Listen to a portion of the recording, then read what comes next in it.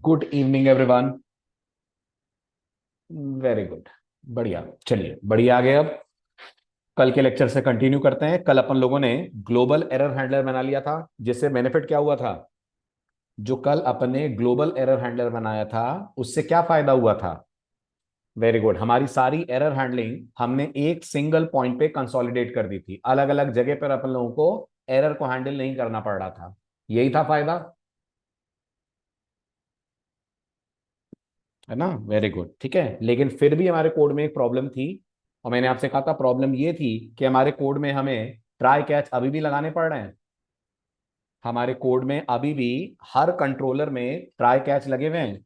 लगे हुए हैं ना, रजिस्ट्रेशन के कंट्रोलर में, लॉगिन में, प्रोफाइल वाले में। तो आज सबसे पहले हम इन ट्राई कैच को हटाने का तरीका सीखेंगे, जो इंडस्ट्री में सबसे कॉमन तरीका होता है एरर्स को हैंडल करने का। बेटे, उससे पहले अपन अपने एरर में एक चीज और ऐड करेंगे, और वो होगा स्टैक ट्रेस। आई रिपीट, इससे पहले कि अपन एरर हैंडलिंग के कोड को और इंप्रूव करें, अपन एरर के मैसेज में एक चीज और ऐड करते हैं, और वो होगा स्टैक ट्रेस। मेरी बात समझने के लिए आप सबसे पहले जो अभी हम एरर जनरेट कर रहे हैं उसको देखिए, ऑब्जर्व करिए ध्यान से। तो ये रहा हमारा एग्जिस्टिंग कोड, जिसमें हम लोग एरर जनरेट कर रहे हैं। अभी आप देख पा रहे होंगे एरर के रिस्पॉन्स के तौर पे हम या तो मैसेज भेज रहे हैं फेल्ड, या फिर हम भेज रहे हैं उसकी जगह पर जो डिफॉल्ट एरर मैसेज आ रहा है। और ये जो मैसेज वाली प्रॉपर्टी है, इसके अंदर हम लोग एरर की डिटेल्स भेज रहे हैं। लेकिन इस एरर डिटेल में कहीं भी ये नहीं पता चल रहा है डीबगिंग के पॉइंट ऑफ व्यू से कि एरर कहां आई, कौन सी लाइन पे आई, कौन से कंट्रोलर में आई। क्या ये जानकारी की जरूरत है हमें? जब हम प्रोजेक्ट की टेस्टिंग करेंगे तो क्या ये मालूम चलना चाहिए कि अगर प्रोजेक्ट में कोई एक्सेप्शन आ रही है तो वो कौन से कंट्रोलर में, कौन सी लाइन पे आ रही है ना? ये जानकारी, वेरी गुड, ये इंफॉर्मेशन हमें देने के लिए हम एक और प्रॉपर्टी यूज करेंगे जो एरर ऑब्जेक्ट के पास होती है, और प्रॉपर्टी का नाम होता है स्टैक। क्या नाम होता है प्रॉपर्टी का? प्रॉपर्टी का नाम होता है STACK, स्टैक। इससे पहले कि मैं इस प्रॉपर्टी को यूज करूं, जो अभी हमारा कोड कर रहा है, मैं वो आपको दिखाता हूं। तो ये अपन ने सर्वर को लॉन्च करा, ठीक है। इसके बाद अपन ने पोस्टमैन लॉन्च करा। अपन यूजर में गए, रजिस्टर करने की कोशिश करी, और रजिस्टर करते वक्त अपन ने वही डेटा पास करा जो डेटा ऑलरेडी हमारे पास है। क्या ये यूजर हमारे पास ऑलरेडी है? है। ये सुमित यूजर हमारे पास ऑलरेडी है। तो अगर मैं रिक्वेस्ट सेंड करता हूं सुमित के लिए, तो मैसेज मिल रहा है यूजर ऑलरेडी एग्जिस्टिंग, है ना? लेकिन प्रॉब्लम कहां आ रही है ये अपन को नहीं दिख रहा है। कौन सा कोड है जहां से एक्सेप्शन आ रही है? तो अब हम कुछ ऐसा इंप्रूवमेंट इस कोड में करेंगे कि अपन को एरर पॉइंट का अंदाजा भी लग जाएगा, जो हमारे कोड की डीबगिंग में हमें हेल्प करेगा। और ये करने के लिए एक प्रॉपर्टी अपन यहां पर और ऐड करते हैं। पहले एक वेरिएबल बनाते हैं, वेरिएबल का नाम कुछ भी रख सकते हैं। मैं स्टैक रख रहा हूं, इज इक्वल्स टू एरर। और ये जो एरर है, इसके पास भी एक प्रॉपर्टी होती है जिसका नाम होता है स्टैक। अगर ये प्रॉपर्टी नहीं हुई तो हमारे स्टैक में आएगा अनडिफाइंड। अगर ये प्रॉपर्टी हुई तो हमारे स्टैक में पूरा स्टैक ट्रेस आ जाएगा। और ये जो हम एरर मैसेज रिटर्न कर रहे हैं, इस एरर मैसेज के साथ साथ स्टैक भी रिटर्न कर दें। राइट? तो अब मैं इसको और थोड़ा इजी करना चाहूंगा। क्या इजी करना चाहूंगा? ध्यान से देखो, स्टेटस और स्टैक तो मैं मेंटेन कर ही रहा हूं, यहां एक मैसेज भी मेंटेन कर लेते हैं। कॉन्स्ट मैसेज इक्वल टू, और यहां पर अपन भेज देते हैं error followed by optional चेनिंग dot message. ठीक है। अब इसका फायदा ये होगा कि हमारी जो प्रॉपर्टीज हैं उनका नाम भी स्टेटस, मैसेज और स्टैक है। एम आई राइट? Error, sorry. हमारी जो प्रॉपर्टीज हैं, हाँ हाँ ठीक है, अभी सही हो गया। हमारी जो प्रॉपर्टीज हैं उनका नाम भी स्टेटस, मैसेज और स्टैक है। तो आपको याद होगा कई बार इस चीज को प्रोजेक्ट में देख चुके हैं कि अगर प्रॉपर्टी और वैल्यू का नाम सेम है तो सिर्फ प्रॉपर्टी के नाम से काम चल जाएगा। चल जाएगा ना? तो अपन यहां पर इन तीनों को कर देते हैं पास। राइट? तो कुल मिलाकर अब ये कोड क्या क्या रिटर्न करेगा? अब ये कोड रिटर्न करेगा स्टेटस। राइट? अब ये कोड रिटर्न करेगा जो एरर मैसेज है वो। एंड मोस्ट इंपॉर्टेंटली, ये आपको बताएगा एरर आपके कोड में कौन से कंट्रोलर में, कौन सी लाइन पे आ रही है। आ रही है मेरी बात समझ सबको? है ना? तो अब अगर अपन इसी रिक्वेस्ट को वापस जनरेट करते हैं, तो आप चेक करिए कुछ ज्यादा डिटेल्ड रिस्पॉन्स मिला इस बार। क्या इस बार ये पता चल रहा है अपन को कि कोड कहां पे प्रॉब्लम दे रहा है? जल्दी जल्दी बताएं। अगर दिख रहा है तो मुझे बताइए कौन सी लाइन नंबर से एरर आ रही है। कौन सी लाइन नंबर से एरर आ रही है, मालूम चल रहा है? बिल्कुल नहीं गलत, 10th कॉलम है। अरे नहीं विशाल, 95 गलत पहुंच गए आप, वो तो इंटरनल एरर है। मेरे कोड में कौन सी लाइन पे आ रही है? तो मेरे कोड में आप ध्यान से देखो, यूजर कंट्रोलर में एरर आ रही है लाइन नंबर 13 पे। देख पा रहे हैं? राइट। ये इंफॉर्मेशन हमें बहुत हेल्प करेगी जब हम प्रोजेक्ट को ट्रेस करेंगे, और कभी अनफॉर्चुनेटली कोई पार्ट हमारा नहीं काम कर रहा होगा, तो हमें स्टैक से मालूम चल जाएगा एरर कौन से पॉइंट पे आ रही है। सही कह रहा हूं? ठीक है, ऐसे ही मान लीजिए मैं लॉग इन करता हूं। ठीक है, लॉग इन करते वक्त मैं कह रहा हूं सुमित.12, एक्चुअल पासवर्ड है सुमित.123, पासवर्ड गलत दे रहा हूं मैं, है ना? सेंड करी रिक्वेस्ट, एक बार फिर से एक्सेप्शन आई, और इस बार नोटिस करिए मुझे क्लियरली बताया जा रहा है एक्सेप्शन आ रही है user controller dot JS file में, कौन से लाइन नंबर पे? लाइन नंबर 43 पे। ठीक है, वेरी गुड। तो ये हुआ हमारा छोटा सा एक इंपॉर्टेंट इंप्रोवाइजेशन। अब जैसा मैंने आपसे कहा, कोड हमारा काफी हद तक बेटर हो गया है, काफी हद तक इंडस्ट्री स्टैंडर्ड के आसपास है। बट एक छोटी सी दिक्कत है कि हम अपने कंट्रोलर के अंदर जगह जगह यूज कर रहे हैं ट्राई और कैच। अब हम पढ़ने जा रहे हैं एक बहुत ही इंपॉर्टेंट वे जो हमें इन सारे ट्राई कैच से बचा लेगा। कोई ट्राई कैच नहीं लगाएंगे, फिर भी हमारे प्रोग्राम में एक्सेप्शन हैंडलिंग हो जाएगी। कैसे करेंगे इस बात को समझने के लिए छोटी सी थ्योरी है, आराम से पढ़िए। पढ़ लेंगे, डन लिखिएगा उसके बाद।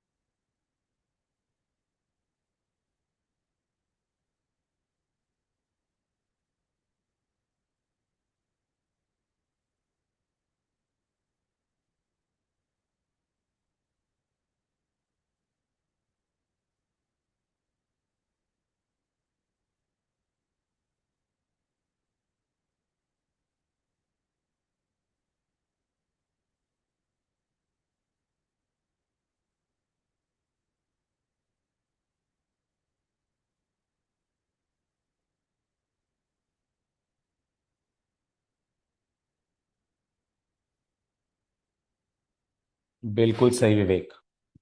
थ्योरी ये कह रही है कि आपने अपने जो 3 राउट्स बनाए, रजिस्टर, लॉगिन और गेट प्रोफाइल, क्या तीनों में आपने ट्राई और कैच लगा रखा है? यस और नो लगा रखा है ना? और तीनों के कैच में आपने एक ही लाइन लिखी ना, नेक्स्ट, और नेक्स्ट में एरर डाला हुआ है।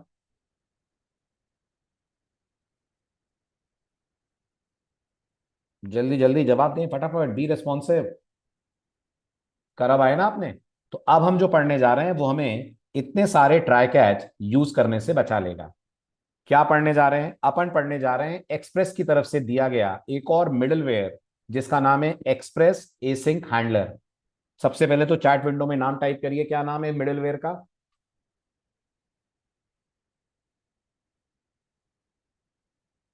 वेरी गुड, इस मिडलवेयर का नाम है एक्सप्रेस एसिंक हैंडलर। अब अगला क्वेश्चन आता है, ये काम कैसे करता है? तो ये जो एक्सप्रेस एसिंक हैंडलर है, ये आपको एक फंक्शन देगा। जब आप इसको इंपोर्ट करेंगे तो ये आपको एक फंक्शन रिटर्न करेगा। ठीक है, उस फंक्शन को हम एसिंक हैंडलर नाम दे देते हैं। हम उसको कोई भी नाम दे सकते हैं, मैं उसको नाम दे रहा हूं एसिंक हैंडलर। और इस एसिंक हैंडलर के पैरेंथेसिस में आप अपना पूरा कोड डाल देंगे। कौन सा कोड? जो भी आपके कंट्रोलर का कोड है।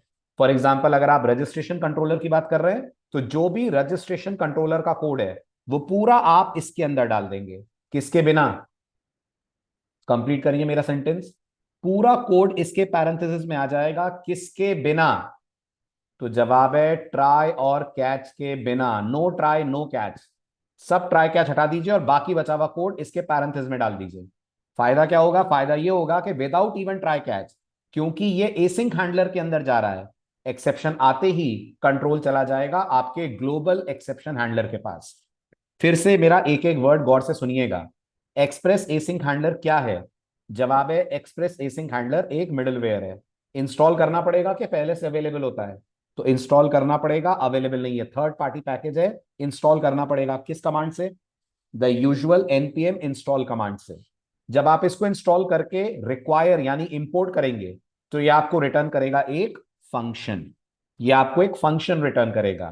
फंक्शन को कोई भी नाम अपन दे सकते हैं। तो क्या मैं इस फंक्शन को सचिन के नाम से रिसीव कर सकता हूं? बिल्कुल कर सकता हूं, हालांकि मैं करूंगा नहीं, बट मैं कर सकता हूं। ठीक है, जिस भी नाम से मैं इसको रिसीव करूंगा वो एक फंक्शन बनेगा, और इस फंक्शन के पैरेंथेसिस में हमें अपना पूरा कोड पास करना पड़ेगा। आप ये बोल सकते हैं मतलब सर ये हमसे कॉल बैक लेता है। बिल्कुल, ये आपसे एक तरह से कॉल बैक लेता है, क्योंकि आप जब कोड पास कर रहे हैं तो एक तरह से आप कॉल बैक पास कर रहे हैं। तो ये आपसे पूरा कोड लेगा। इस कोड में कोई ट्राई कैच आपको नहीं लगाना है। फायदा क्या होगा इसको यूज करने का? फायदा ये होगा कि जो कोड आप इसके पैरेंथेसिस में लिख रहे हैं, अगर उसमें कोई भी एक्सेप्शन आती है तो एसिंक हैंडलर क्या करेगा? एसिंक हैंडलर आपके ग्लोबल एक्सेप्शन हैंडलर की तरफ कंट्रोल को डाइवर्ट कर देगा। मेरी बात एक छोटे से एग्जांपल से आपको समझ आएगी। सबसे पहले बताइए, जो कोड आपको मैं दिखा रहा हूं, समझ पा रहे हैं आप ये कोड क्या कर रहा है? अपने अपने वर्ड्स में लिखकर बताइए ये कोड क्या कर रहा है।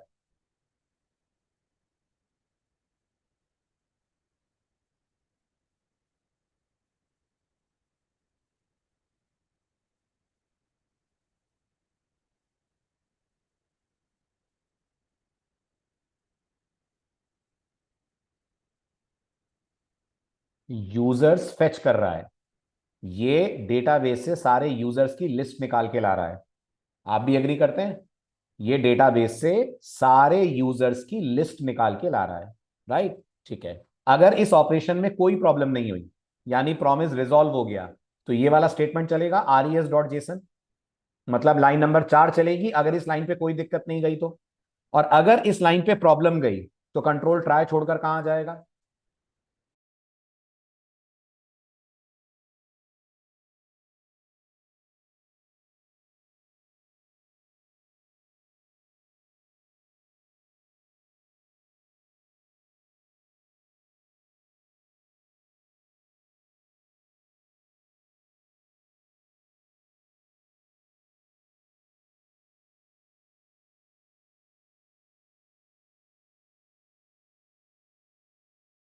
बिल्कुल सही।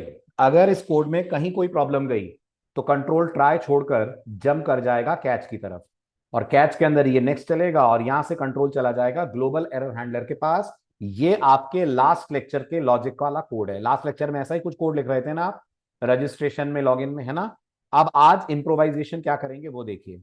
आज जो हम इस कोड में इंप्रूवमेंट करेंगे वो ये है। सबसे बड़ी बात, ट्राई कैच दिख रहा है?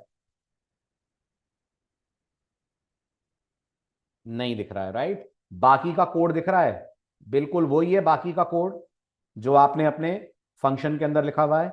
तो अब हम ये पूरा फंक्शन पास कर देंगे एसिंक हैंडलर को, और एसिंक हैंडलर इस बात का ख्याल रखेगा, इस बात की गारंटी लेगा कि अगर हमारे इस पूरे फंक्शन में कहीं भी कोई दिक्कत गई तो कंट्रोल किसके पास चला जाएगा?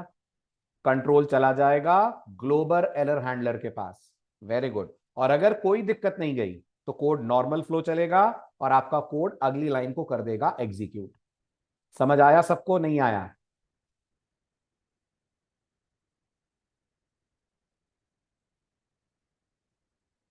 बस दो लोगों को आया, बाकी लोग सिर्फ सुन रहे हैं मेरी बातें। आया? बहुत बढ़िया, वेरी गुड। तो आप मेरी हेल्प करिए हमारे कोड को इम्प्रोवाइज करने में। सर्वर को थोड़ी देर के लिए स्टॉप कर देते हैं। ठीक है, कहां जाऊं और क्या चेंज करूं? राउटर में जाऊं, सर्वर में जाऊं, इज लॉग्ड इन में जाऊं, कि कंट्रोलर में जाऊं? कहां जाऊं? तो जवाब है कंट्रोलर में जाऊं। Right, very good. चलिए शुरुआत करते हैं अपन सबसे पहले रजिस्टर वाले कंट्रोलर को इंप्रूव करने से। क्या इंप्रूव करें? वेरी गुड, वेरी गुड विवेक, बिल्कुल सही। तो सबसे पहला काम तो ये करें कि अपन npm इंस्टॉल कर लें। किसको npm इंस्टॉल करें? क्या नाम है पैकेज का? पैकेज का नाम लिखिए, express followed by hyphen, followed by async, followed by another hyphen, followed by handler। npm install express async handler। ठीक है, जैसे ही आप इसको npm इंस्टॉल करेंगे आपके पैकेज और जेसन में एक्सप्रेस एसिंक हैंडलर ऐड हो जाएगा। दिख रहा है सबको लाइन नंबर 16? गुड। ठीक है, अब सबसे पहला काम, अपने कोड के टॉप पे चलिए और इसको इंपोर्ट करिए। इंपोर्ट करने के लिए मैं लिखूंगा const async handler, async handler is equals to require, ठीक, और रिक्वायर में क्या पास कर देंगे, रिक्वायर में पास कर देंगे एक्सप्रेस एसिंक हैंडलर। क्या लाइन नंबर 4 क्लियर है सबको? क्लियर है, वेरी गुड। फंक्शन को कैमल नोटेशन में नाम दे देता हूं मैं, तो एच मैंने कर दिया कैपिटल। ठीक है, अब ध्यान दीजिएगा, अब ये जो रजिस्टर में आपने फंक्शन बना रखा है इसको नीचे भेजिए, और यहां अपन लिख देते हैं एसिंक हैंडलर। ठीक है, एसिंक हैंडलर का पैरेंथेसिस और यहां सेमीकोलन।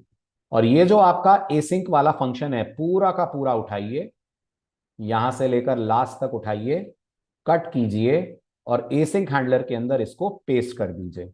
पेस्ट करते वक्त क्या ध्यान रखिए, पेस्ट करते वक्त ध्यान रखिए अपन को कैच नहीं देना है, तो ये कैच हटा दीजिए।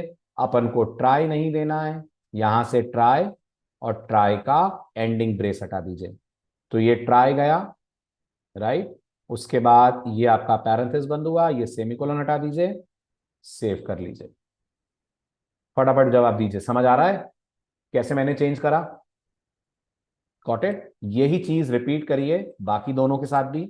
लॉगिन पे लौटिए, लॉगिन पे कहिए एसिंक हैंडलर, ठीक है, पैरेंथेसिस सेमीकोलन, ये पूरा एसिंक वाला कोड उठाइए। हाँ हाँ बिल्कुल बिल्कुल हटा रहा हूं, इसको पूरे को कट कर लीजिए। ये लीजिए टर्मिनल हटा दिया मैंने।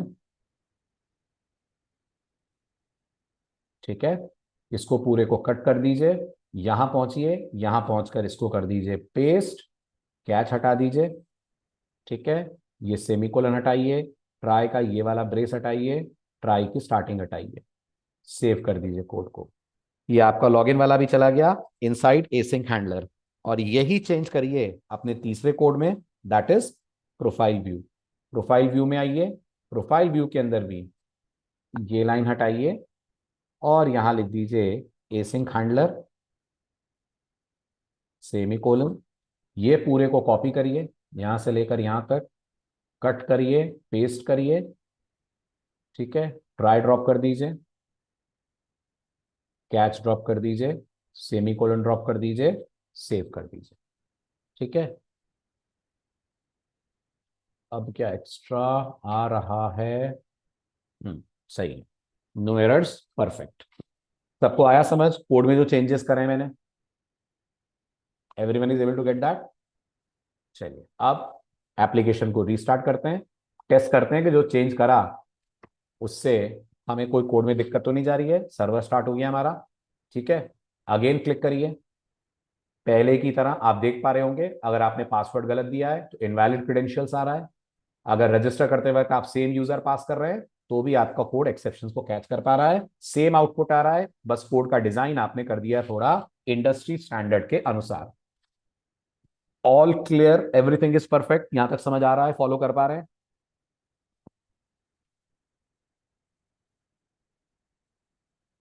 बहुत बढ़िया, वेरी गुड। ठीक है, अब छोटा सा एक सवाल मेरा आपसे। इमेजिन करिए मैं लॉगिन करते वक्त, या रजिस्टर करते वक्त, या प्रोफाइल व्यू करते वक्त कोई ऐसा यूआरएल या राउट लिख देता हूं जो अपन ने हैंडल ही नहीं करा है, तो मेरे प्रोग्राम, मेरे कोड का बिहेवियर क्या होगा? फॉर एग्जाम्पल मैं लॉगिन के बाद 1 2 3 4 लिख दूं और सेंड पे क्लिक करूं, तो ये कोड क्या करेगा? जब आपके बैकएंड को, जब आपके सर्वर को रिक्वायर्ड राउट नहीं मिलता है, वेरी गुड विवेक, तो वो जनरेट करता है 404 एरर। बिल्कुल सही, नॉट फाउंड की एरर आती है। लेकिन आप देख पा रहे होंगे जो नॉट फाउंड की एरर आती है वो एक्सप्रेस की तरफ से आ रही है कि आपके कोड की तरफ से आ रही है? ये एरर एक्सप्रेस की तरफ से आ रही है, आपके कोड की तरफ से नहीं आ रही है। और आप ये भी देख पा रहे होंगे ये एचटीएमएल आउटपुट है ना, ये एचटीएमएल आउटपुट है ना। और आप मानते हैं एपीआई का रेस्पॉन्स कभी एचटीएमएल नहीं होता है। एपीआई हमेशा कौन सा रेस्पॉन्स देती है? बिल्कुल सही विवेक, एपीआई हमेशा जेसन रेस्पॉन्स देती है। यानी अब जो हमें कोड में चेंज करना है वो ये कि अगर यूजर कोई गलत राउट एक्सेस करता है, गलत मतलब कोई ऐसा राउट जो एग्जिस्ट ही नहीं कर रहा है, तो हमारा प्रोग्राम जेसन स्टाइल में error message they, rather than sending an HTML page. Clear? Right, तो अब हम हैंडल करने जा रहे हैं 404 एरर। ठीक है, कैसे हैंडल करा जाएगा 404 को? आपके सामने स्टेप्स दिखा रहा हूं मैं, आप स्टेप्स पढ़ें, पढ़ने के बाद डन लिख दें और फिर मेरी हेल्प करें इन स्टेप्स को इंप्लीमेंट करने में। ये है 404 को हैंडल करने के स्टेप्स। अच्छे से पढ़िए, पढ़ लेंगे तो डन लिखिएगा।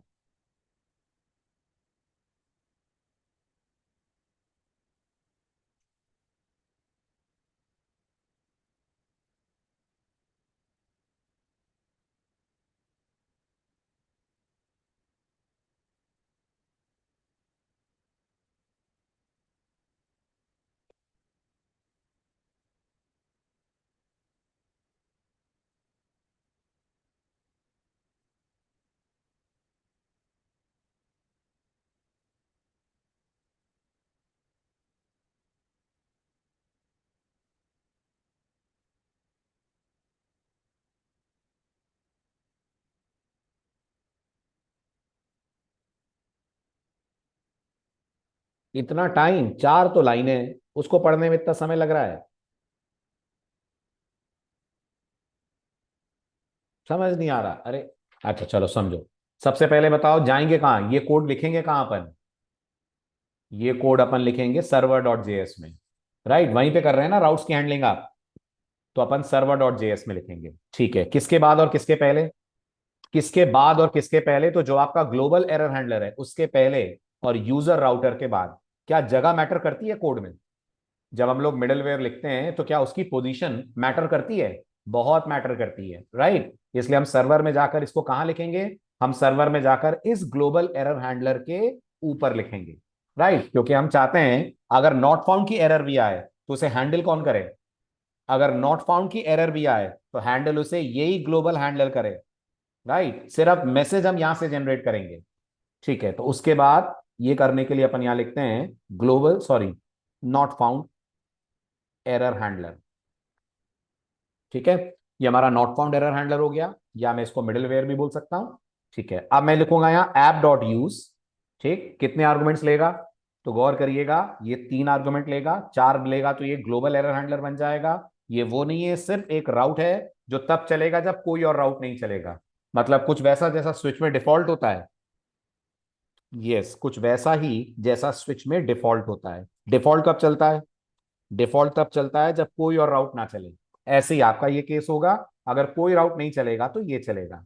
तो मैंने यहां पर 3 आर्गुमेंट ले लिए, रिक्वेस्ट, रिस्पॉन्स और नेक्स्ट अपने कॉल बैक में, और ये अपन ने लिख दी कॉल बैक की बॉडी। ठीक है, आप पढ़िए थ्योरी क्या कह रही है। इसके बाद अब आपका अगला टास्क होगा कि आपको इसके अंदर आकर एरर ऑब्जेक्ट बनाना है। तो क्या ये गारंटी है कि अगर ये वाला मिडिलवेयर चल रहा है तो इसका मतलब राउट नहीं मिला है? ये गारंटी है ना? Very good. इसका मतलब अगर राउट नहीं मिला है तो मे बी के कंफर्म, विवेक, मे बी के कंफर्म। तो जवाब है कंफर्म। इसलिए हमें कोई इफ एल्स नहीं लगाना, सीधे अपन को एक एरर ऑब्जेक्ट बनाना है, let error equal to new error. और इस एरर ऑब्जेक्ट के अंदर मैं चाहूंगा मैं वो एरर मैसेज पॉपुलेट करूं जो एक्सप्रेस की तरफ से आ रहा है।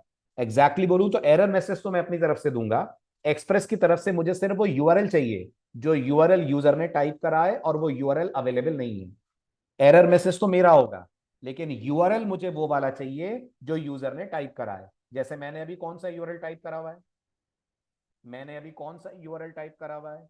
मैंने ये यूआरएल टाइप करा हुआ है, ये। तो हमारे पास कोई तरीका होता है कि हमको ये यूआरएल का एक्सेस मिल जाए? जल्दी बताइए, पढ़ा है अपने बैकएंड में? होता है। आपके रिक्वेस्ट ऑब्जेक्ट के पास एक प्रॉपर्टी होती है जिसका नाम होता है ओरिजिनल यूआरएल। क्या प्रॉपर्टी होती है? रिक्वेस्ट ऑब्जेक्ट के पास एक प्रॉपर्टी होती है जिसका नाम होता है ओरिजिनल यूआरएल।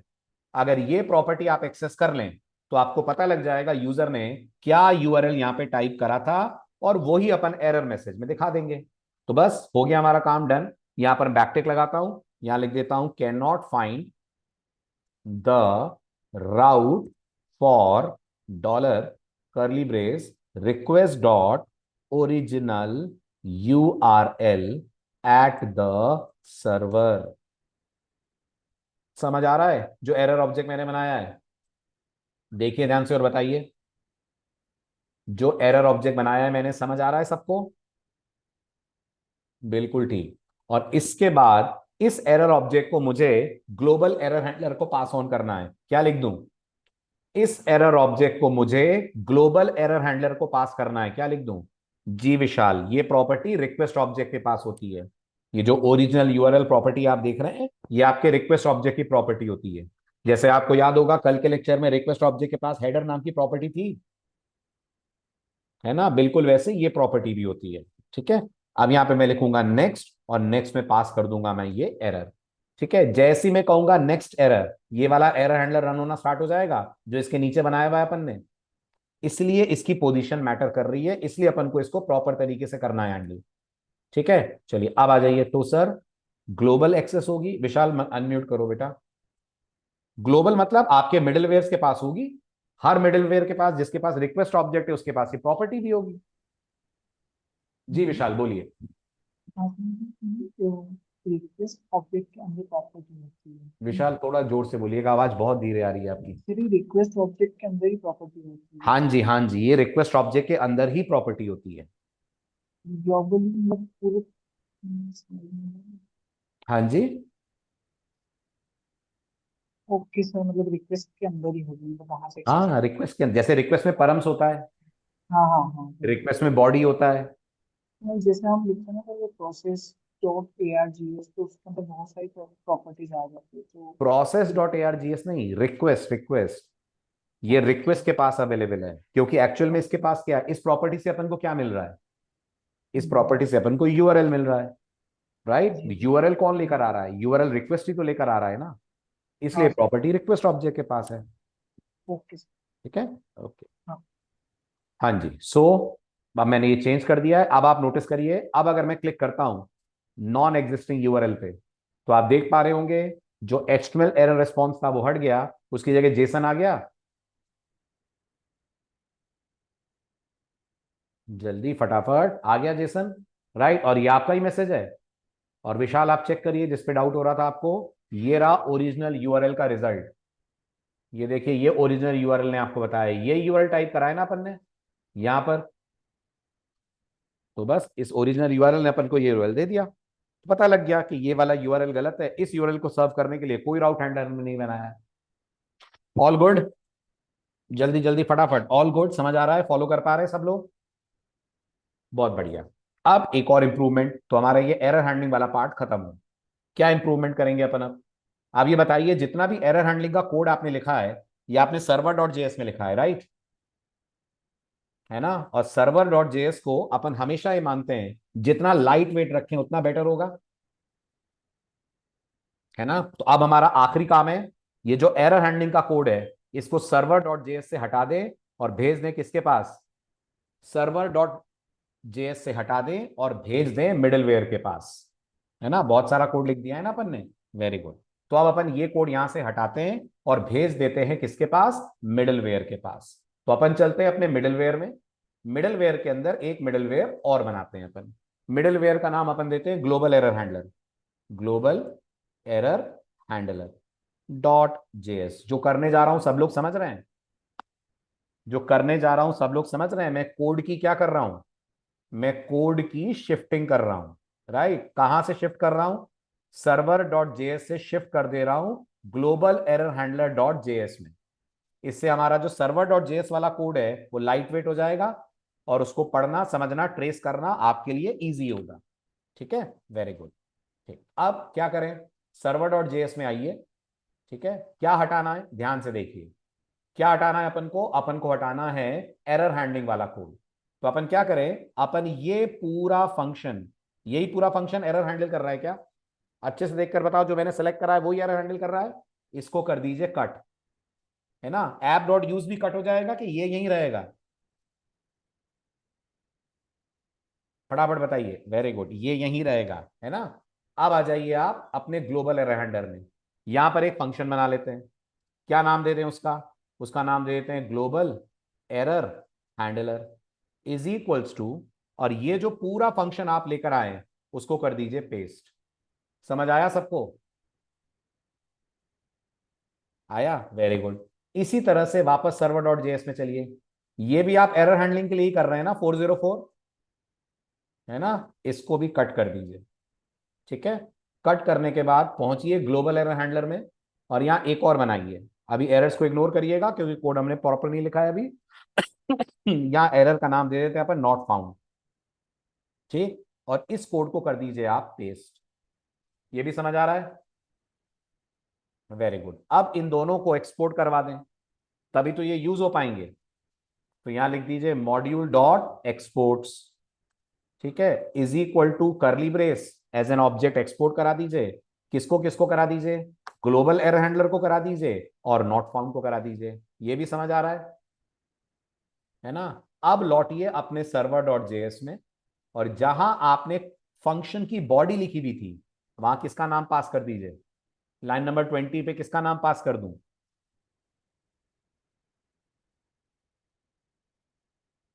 वेरी गुड, यहां पास कर दीजिए नॉट फाउंड, ठीक है। और यहां किसका नाम पास कर दूं? यहां पास कर दीजिए ग्लोबल एरर हैंडलर।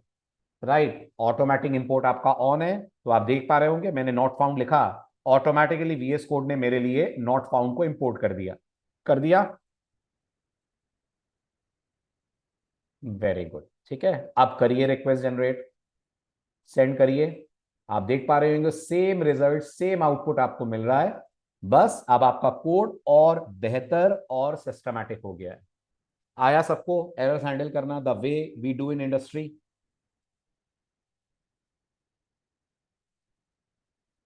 क्लियर है यहां तक? जल्दी जल्दी जवाब दें, यहां तक क्लियर है? All good? आपका प्रोजेक्ट यहां तक चल पा रहा है? बहुत बढ़िया, वेरी गुड। अब आते हैं अपन नेक्स्ट पार्ट पे। अब सब इजी इजी पार्ट है। हाँ हाँ बिल्कुल ठीक है, कल तक ही पूछ रहा हूँ, आज वाला कोड तो अब आप लिखोगे, ठीक है। अब सब हमारा इजी इजी पार्ट है, ठीक है। जो डिफिकल्ट पार्ट था वो हमारा हो गया। ठीक, अब चलते हैं अपन इससे आगे। अब हम बात करेंगे, नेक्स्ट कंट्रोलर बनाते हैं अपन, और हमारा नेक्स्ट कंट्रोलर है कैटेगरी। आपको याद होगा 4 मॉडल है ना आपके पास, एक यूजर, एक कैटेगरी, एक पोस्ट, एक कमेंट। याद है? Very good. अपन ने किस मॉडल की कोडिंग कर ली अभी तक? अपन ने अभी तक यूजर मॉडल की कोडिंग कर ली है। अब अपना काम है कैटेगरी मॉडल को कोड करना, ठीक है। तो सबसे पहला काम हम क्या करेंगे, किसी भी मॉडल को, मॉडल बना चुके हैं क्या अपन के मॉडल बनाना है? जवाब है मॉडल बना चुके हैं। बनाना क्या है? बनानी दो चीजें हैं। आप क्या क्या दो चीजें बनानी है जल्दी बताओ। एक बनाना है कंट्रोलर और एक बनाना है राउटर। सही कह रहा हूं? दो बनाने हैं अपन को, एक कंट्रोलर और एक राउटर, ठीक है। तो सबसे पहले अपन कैटेगरी कंट्रोलर बनाते हैं। कहां बनाते हैं अपन कंट्रोलर्स? अपन कंट्रोलर्स कहां बनाते हैं? वेरी गुड, बिल्कुल सही जवाब, कंट्रोलर्स बनाते हैं कंट्रोलर्स फोल्डर के अंदर। तो कंट्रोलर्स के अंदर चलिए, राइट क्लिक करिए, एक नया फोल्डर बनाइए। जैसे यूजर्स है बिल्कुल वैसे बनाइए कैटेगरीज, ठीक है। ये आपका एक बन गया कैटेगरीज नाम का फोल्डर। इसके अंदर बनाइए एक फाइल। क्या नाम दे दें? नाम दे दीजिए कैटेगरीज कंट्रोलर डॉट जेएस। जैसे यूजर कंट्रोलर था, कंट्रोलर नाम दे देता हूं पूरा, कंट्रोलर डॉट जेएस। सर अगर फोल्डर स्किप कर दिया यहाँ तो कोई दिक्कत नहीं है, बट द स्टैंडर्ड डिजाइन यही कहता है कि आपको जो भी करना चाहिए वो अलग अलग फोल्डर्स के अंदर करना चाहिए। मैं तो एक भी फोल्डर बनाऊं, सब कुछ रूट में रख दूं तो भी कोड चलेगा, जैसे सर्वर डॉट जेएस है ना, बट ये सही तरीका नहीं है ना, ठीक है। फटाफट जवाब दीजिए, ठीक है, समझ आ रहा है? Very good. अब अपन को बनाना है पहला फंक्शन, पहला कंट्रोलर जिसका काम होगा कैटेगरी क्रिएट करना। क्या काम होगा हमारे पहले कंट्रोलर का? कैटेगरी में पहला कंट्रोलर हम बना रहे हैं जिसका काम होगा कैटेगरी क्रिएट करना। Is this clear to everyone? Is this clear to everyone? बहुत बढ़िया, ठीक है। तो सबसे पहला काम कैटेगरी क्रिएट करने के लिए अपन को कुछ चीजें इंपोर्ट करनी पड़ेंगी। बताइए क्या क्या, क्या क्या इंपोर्ट कर लूं? अब तो आप थोड़ा थोड़ा प्रोजेक्ट का फ्लो समझ पा रहे होंगे। नंबर 1, बिल्कुल ठीक कहा आपने, एक तो मुझे मॉडल चाहिए। कौन सा मॉडल चाहिए? तो जवाब है जी कैटेगरी मॉडल चाहिए। तो const category is equals to require, ठीक है, double forward slash followed by, double forward slash followed by models, followed by categories, followed by category, ठीक है। पहली लाइन क्लियर है सबको? बहुत बढ़िया। दूसरी लाइन और कुछ चाहिए जो आज आज ही आपने सीखा है? आज ही आपने सीखा है क्या? वेरी गुड, एसिंक हैंडलर चाहिए, क्योंकि यहां भी एक्सेप्शन आने के चांसेस होंगे। हाँ होंगे। यहां भी डेटाबेस से बात होगी, हाँ होगी। यहां भी एसिंक अवेट लगेगा, लगेगा। और जहां जहां एसिंक अवेट लगेगा वहां वहां अगर एरर आने की पॉसिबिलिटी है तो यूज होगा आपका एसिंक हैंडलर। यस और नो? है ना? तो आप एसिंक हैंडलर को भी कर लेते हैं import. So const async handler, handler is equals to as usual require double quotes में एक्सप्रेस एसिंक हैंडलर। ये भी क्लियर है सबको? बहुत बढ़िया। एक्सप्रेस, एक्सप्रेस की जरूरत क्या है? अभी कहां जरूरत है एक्सप्रेस की? अभी कहां जरूरत है? चलें आगे। ठीक है, चलिए ये हो गया आपका हैंडलर। अब आ जाइए आप अपने डॉक्स पे। सो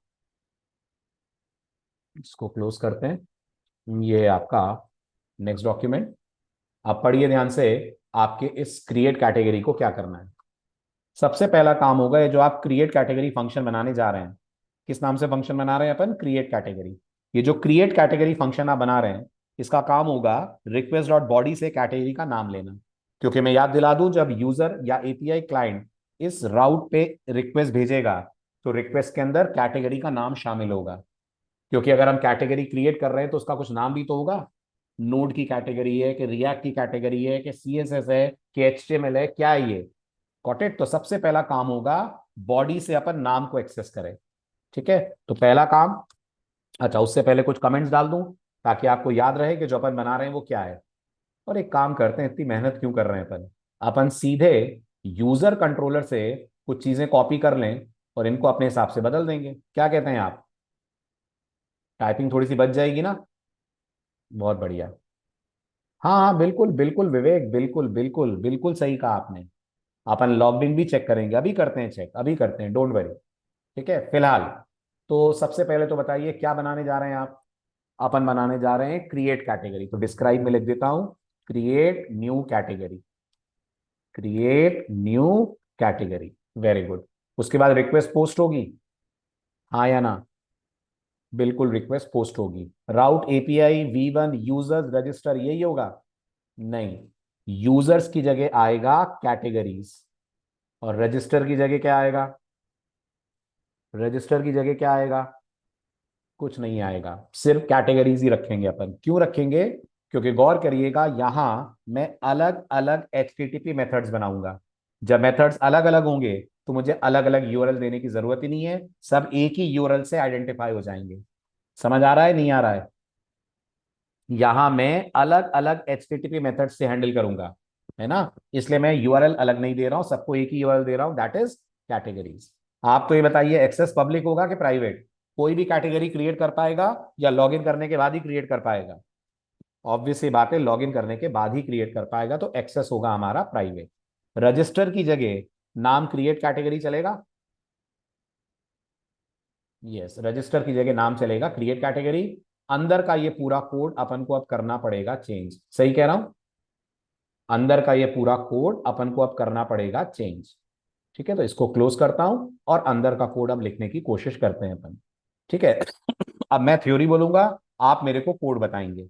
ठीक है, तो सबसे पहला काम ये होगा, अपन रिक्वेस्ट बॉडी से नाम पिक करें। कैसे पिक करें नाम? क्या लिख दूं? रिक्वेस्ट बॉडी से नेम की वैल्यू पिक कर लें, क्या लिख दूं? बिल्कुल सही। या फिर डिस्ट्रक्चरिंग यूज कर लूं तो चलेगा? Const name is equals to request dot body. अगर ऐसे लिख दूं तो नेम आ जाएगा? बिल्कुल आ जाएगा। अब आपका अगला टास्क होगा कि आप ये देखें कि क्या इस नाम की कैटेगरी डेटाबेस में पहले से बनी हुई है। अगर इस नाम की कैटेगरी डेटाबेस में पहले से बनी हुई है तो अपन को एरर थ्रो करनी है कि कैटेगरी ऑलरेडी प्रेजेंट है। ठीक है, नहीं तो अपन को ये कैटेगरी डेटाबेस में ऐड कर देनी है। एल्गोरिदम दोबारा सुनिए। अपन को अब चेक करना है कि क्या इस नाम की कैटेगरी डेटाबेस में ऑलरेडी है। बताइए जरा, कैसे चेक करते हैं कि कोई चीज डेटाबेस में ऑलरेडी है?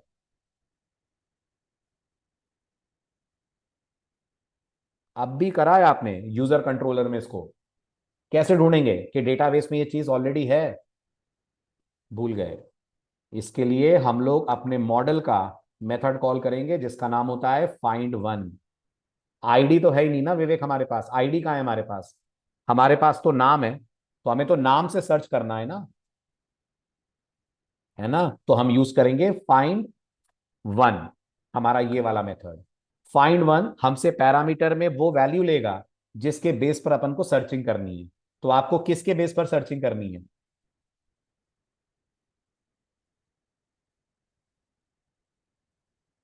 गुड। अपन को सर्चिंग करनी है नेम के बेसिस पर। और क्योंकि बात डेटाबेस से हो रही है, अवेट आएगा, आएगा। ठीक है। और फाइंड वन रिटर्न क्या करता है? फाइंड वन रिटर्न करता है पूरा डॉक्यूमेंट। क्या रिटर्न करता है? फाइंड वन रिटर्न करेगा आपके लिए पूरा डॉक्यूमेंट। समझ आ रहा है?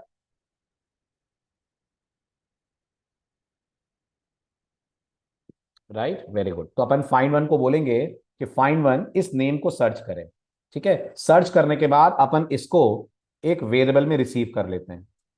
नाम दे देता हूं मैं वेरिएबल का इस कैटेगरी प्रेजेंट। नाम दे देता हूं मैं इस कैटेगरी प्रेजेंट। ठीक है। अब आप मुझे बताइए, अगर ये कैटेगरी हुई तो इस कैटेगरी प्रेजेंट में हमारे पास वैल्यू आएगी। और अगर ये कैटेगरी नहीं हुई तो इस कैटेगरी प्रेजेंट में क्या आएगा? नल आएगा। अगर ये वैल्यू नहीं हुई तो इसमें अपन को नल मिलेगा, अगर हुई तो इसमें अपन को वैल्यू मिलेगी। ठीक। मैंने कहा अगला काम हमारा ये है कि अगर हमको इसके अंदर वैल्यू मिल रही है तो अपन एरर थ्रो कर दें। कैसे पता करूं कि इसके अंदर नल है कि इसके अंदर वैल्यू है?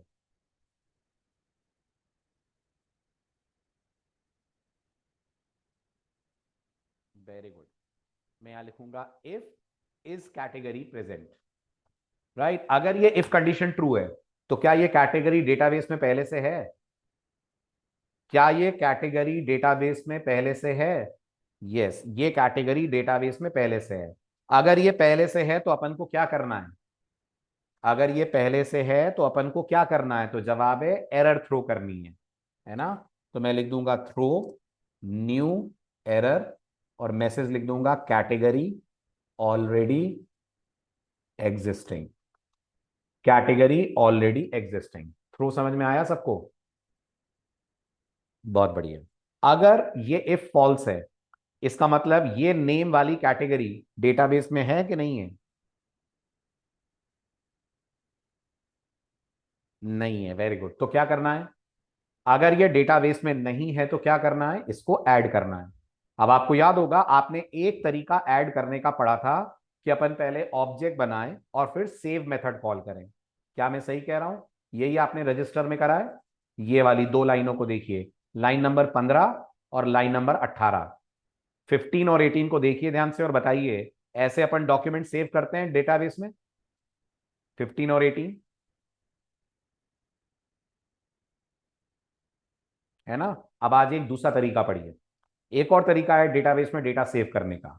ये जो आपका मॉडल है ना, कौन सा मॉडल? ये जो आपका कैटेगरी मॉडल है।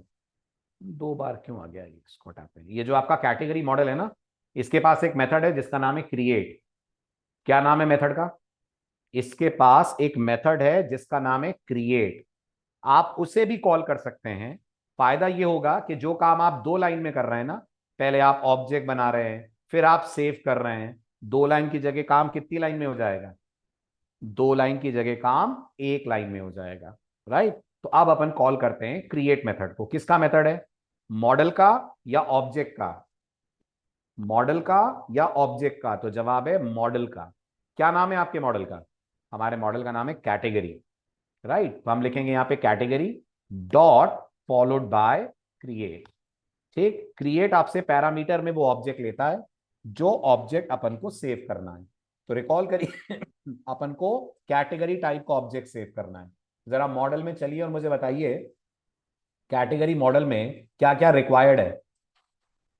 कैटेगरी मॉडल के लिए ऑब्जेक्ट में क्या क्या प्रॉपर्टीज रिक्वायर्ड है? तो जवाब है दो प्रॉपर्टीज रिक्वायर्ड हैं, एक नेम और एक ऑथर।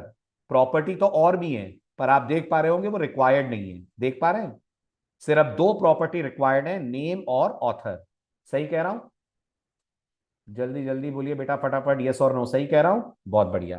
तो यहां जो मैं ऑब्जेक्ट बनाऊंगा उसमें एक तो मैं नेम पास कर देता हूं, नेम कोलन नेम। दूसरा क्या पास करना है अपन को? दूसरा पास करना है अपन को ऑथर। अब ऑथर पास करने के लिए आईडी चाहिएगी, चाहिए ना। ऑथर का मतलब है आईडी, है ना। आईडी कहां है? आईडी कहां है? नहीं विशाल, गलत। और कोई, और कोई, और कोई, और कोई? अनम्यूट करो, अनम्यूट करो, अनम्यूट करो फटाफट। रिक्वेस्ट में आईडी आएगी। यहां रिक्वेस्ट में कहां आईडी आ रही है सुनील? ये रहा रिक्वेस्ट का यूआरएल, इसमें आईडी तो है ही नहीं। बिल्कुल सही विवेक। थोड़ा सा दिमाग लगाइए, थोड़ा सा दिमाग लगाइए सब लोग। क्या इस राउट हैंडलर के चलने से पहले इज लॉग्ड इन चलाओगे कि नहीं? बताओ जल्दी। इस राउट हैंडलर के चलने से पहले इज लॉग्ड इन चलाओगे कि नहीं? सिर्फ विवेक को लग रहा है, बाकी लोगों को लग रहा है नहीं चलाएंगे। बेटा बेटा बेटा समझो, क्या ये राउट प्राइवेट है? बोलो यस और नो। प्राइवेट है। प्राइवेट का मतलब समझते हैं ना? प्राइवेट का मतलब है ये तभी एक्सेस हो पाएगा ना जब यूजर लॉगिन है। और यूजर लॉगिन है कि नहीं ये देखने के लिए कुछ बनाया है अपन ने कोड, के नहीं बनाया है?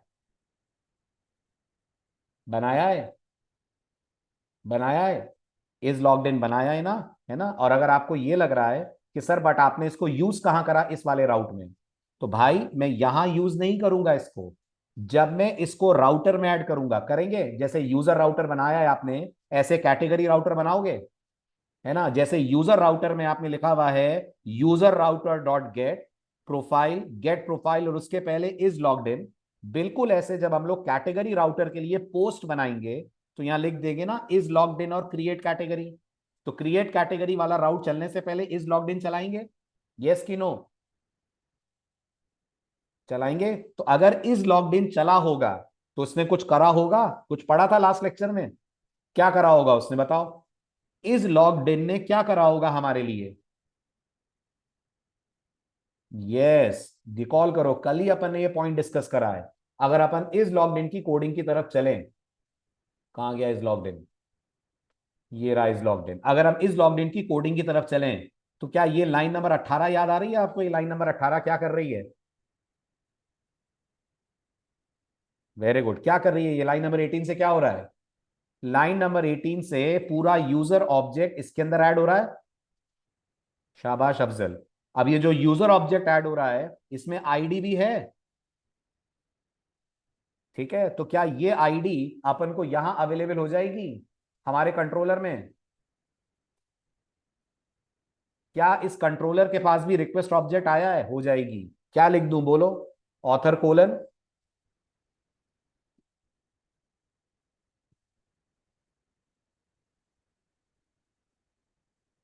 लिखो लिखो, क्या लिख दूं वहां पर मैं? टाइप करिए।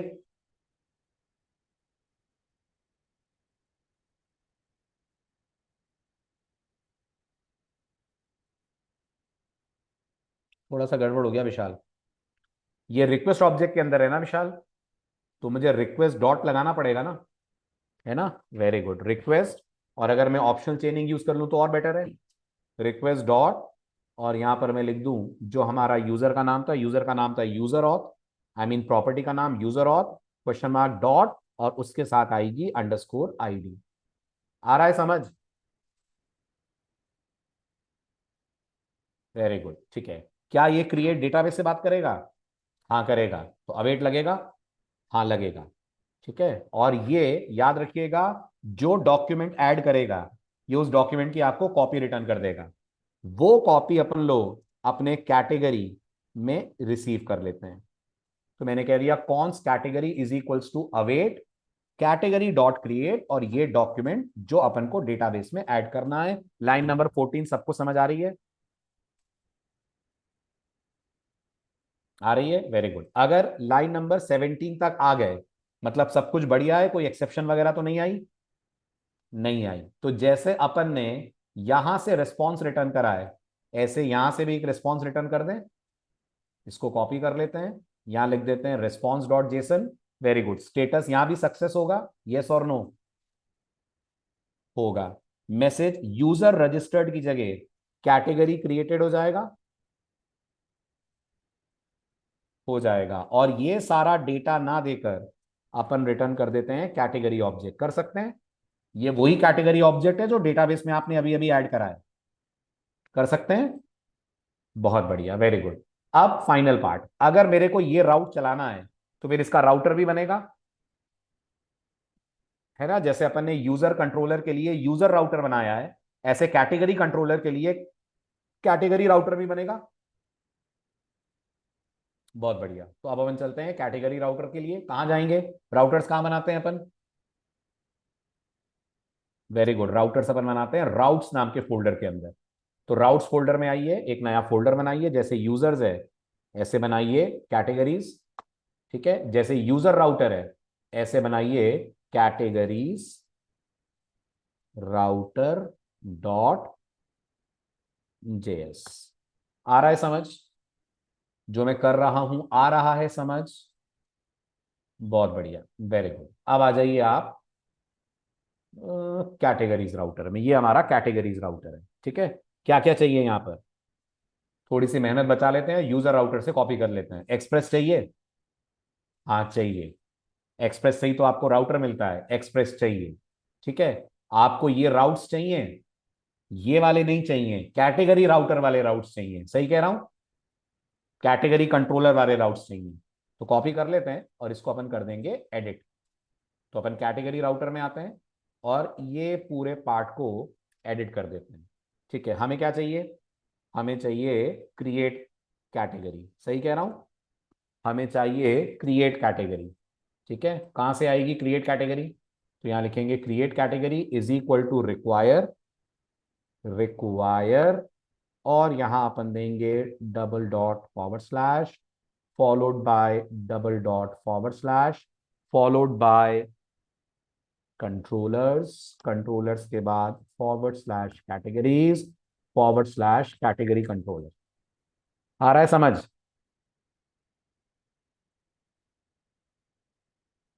बहुत बढ़िया। तो ये हो गया आपके पास कौन मिडिलवेयर। हाँ मिडिलवेयर भी चाहिए, बिल्कुल सही कहा विवेक।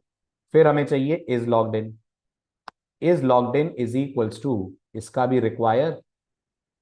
ठीक, रिक्वायर के बाद double dot forward slash double dot forward slash middlewares, middlewares के बाद हमारा is logged in dot JS. ये भी क्लियर हुआ? हुआ, गुड। अब जैसे आपने यूजर राउटर के अंदर ये लाइन लिखी है और ये लाइन लिखी है, इसको कर लेते हैं कॉपी, फटाफट एडिट करा दीजिए। क्या क्या लिख दूं यहां पर? ये यूजर राउटर की जगह कैटेगरीज राउटर बोल दूं? राइट, मैपिंग तो यही करेगा। ठीक, यूजर्स राउटर की जगह कैटेगरीज राउटर लिख देते हैं यहां भी, कैटेगरीज राउटर। ठीक है, पोस्ट रहेगी यहां भी क्या? रिक्वेस्ट क्या पोस्ट के लिए जाएगी? वेरी गुड, बिल्कुल पोस्ट के लिए जाएगी। रजिस्टर राउट की जगह क्रिएट कैटेगरी राउट लिख देता हूं मैं, क्रिएट कैटेगरी राउट। ठीक है, और फॉरवर्ड स्लैश रजिस्टर की जगह क्या लिख दूं? फॉरवर्ड स्लैश रजिस्टर की जगह क्या लिख दूं? क्या बात है विवेक, कुछ नहीं, नहीं फॉरवर्ड स्लैश, इतना तो आएगा ना? इतना तो आएगा ना, क्योंकि हमारा राउट ये है। समझ रहे हैं, ये हमारा राउट है, ये एपीआई V1 कैटेगरीज। राइट, ये वाला राउट का फॉरवर्ड स्लैश वाला पार्ट तो यहां आएगा ना? क्लियर? अच्छा, तो फिर अगर हम राउट मेंशन नहीं करेंगे तो पहचाना कैसे जाएगा कि क्रिएट कैटेगरी चलना है? तो जवाब है वो इसलिए पहचाना जाएगा क्योंकि हम इसको पोस्ट में डाल रहे हैं और पोस्ट में हम एक ही राउट हैंडल कर रहे हैं। समझ आ रहा है सबको? गुड। और यहाँ रजिस्टर की जगह किसका नाम आएगा? रजिस्टर की जगह नाम आएगा क्रिएट कैटेगरी। लेकिन अगर मैंने इस तरह से रिक्वेस्ट हैंडल करी तो क्या लॉग्ड इन वाला मिडलवेयर चल पाएगा? नहीं चल पाएगा। तो क्या करूं कि वो भी चले? बिल्कुल सही, बीच में डाल दो, बिल्कुल ठीक। तो यहां लिख दीजिए is logged in. Correct. Line number 9 clear है सबको? जल्दी जल्दी बताइए, लाइन नंबर 9 क्लियर है? Very good. अब इसको एक्सपोर्ट कर दें क्योंकि आपको अल्टीमेटली सर्वर में इसकी जरूरत है। तो module dot exports is equal two categories router, इसको कर दीजिए आप एक्सपोर्ट। बताएं, पूरी राउटर फाइल क्लियर है? कैटेगरीज राउटर फाइल आ रही है? एक एक लाइन समझ आ रही है? बहुत बढ़िया। अब चलते हैं सर्वर में। सर्वर में आकर इसको भी यूज करना पड़ेगा, इसको भी रजिस्टर करना पड़ेगा। जी हाँ, सर्वर में आकर इसको भी रजिस्टर करना पड़ेगा। कहां पर करें? तो बस जहां अपन ने यूजर्स को रजिस्टर करा है वहीं पे इसको भी रजिस्टर कर देते हैं। ठीक है, तो यहां लिख देते हैं सेटअप द, अब इसको थोड़ा सा एक्सपैंड कर देता हूं, ये यूजर राउटर, यहां लिख देता हूं सेटअप द कैटेगरी राउटर। ठीक है, सेटअप करने के लिए ये पूरी लाइन कॉपी करते हैं, ऐप डॉट यूज, यहां पेस्ट कर देते हैं। जहां V1 के बाद यूजर्स है, वहां यूजर्स की जगह कैटेगरीज हो जाएगा। Very good. और यहाँ यूजर्स राउटर की जगह किसका नाम, यहाँ यूजर्स राउटर की जगह कैटेगरीज राउटर। ऑटो इंपोर्ट आपका ऑन है तो ऊपर इंपोर्ट हो ही गया होगा। आ रहा है समझ, जल्दी जल्दी बताइए, आ रहा है? वेरी गुड, बहुत बढ़िया। चलिए अब इसकी जरा टेस्टिंग हो जाए। ये अपन ने अपना सर्वर अप करा। ठीक है, सबसे पहला काम क्या करें, सबसे पहला काम एक नया फोल्डर क्रिएट कर लेते हैं अपन। ऐड फोल्डर, इसके अंदर नहीं,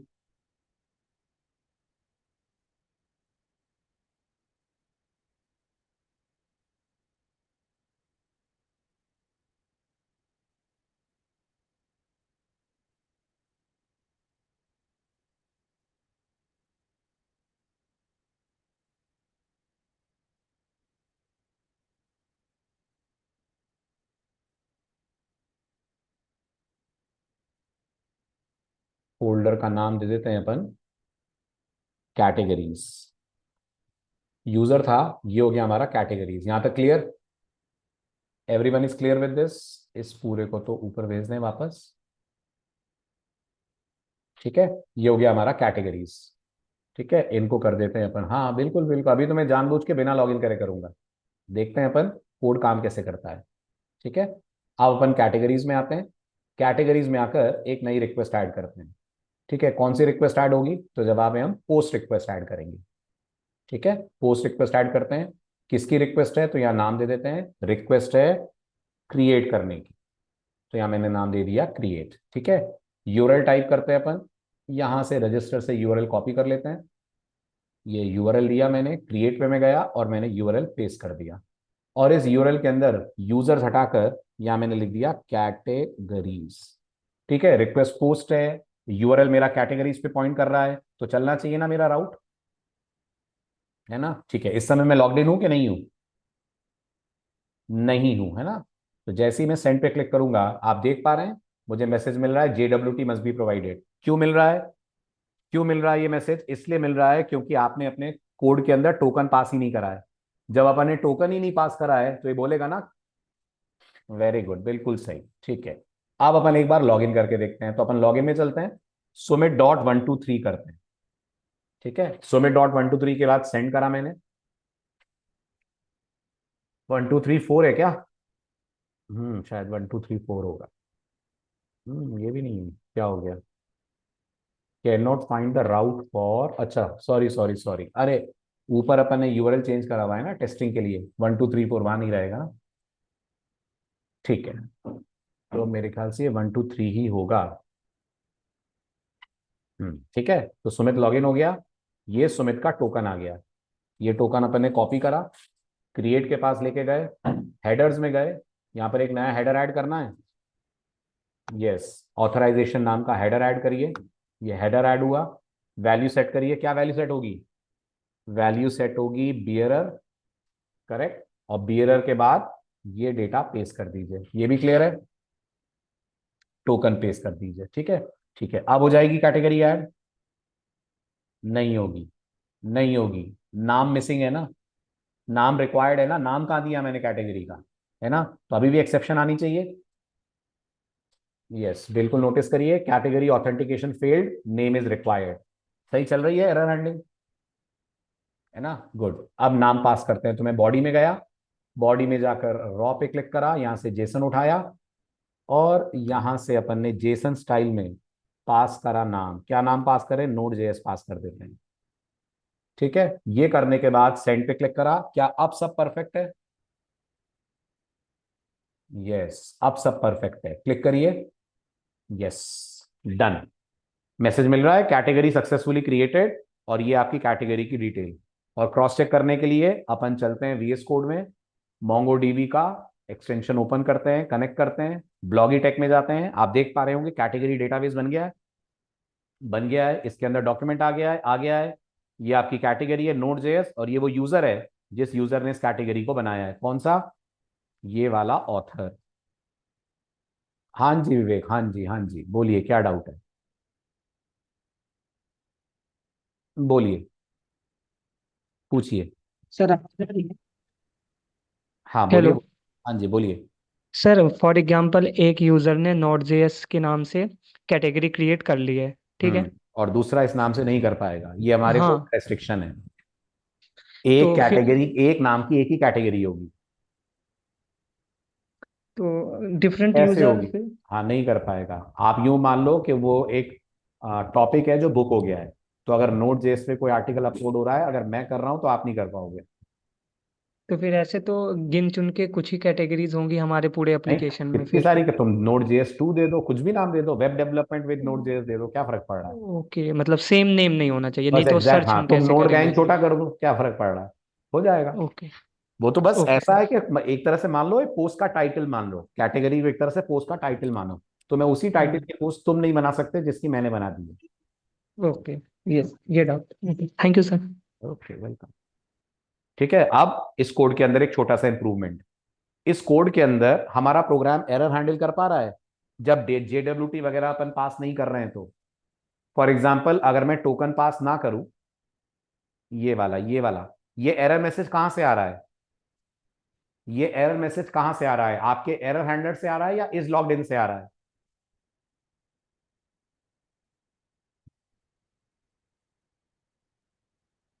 वेरी गुड, ये इज लॉग्ड इन से आ रहा है, और इसका पता आपको एरर कोड देखकर चलेगा।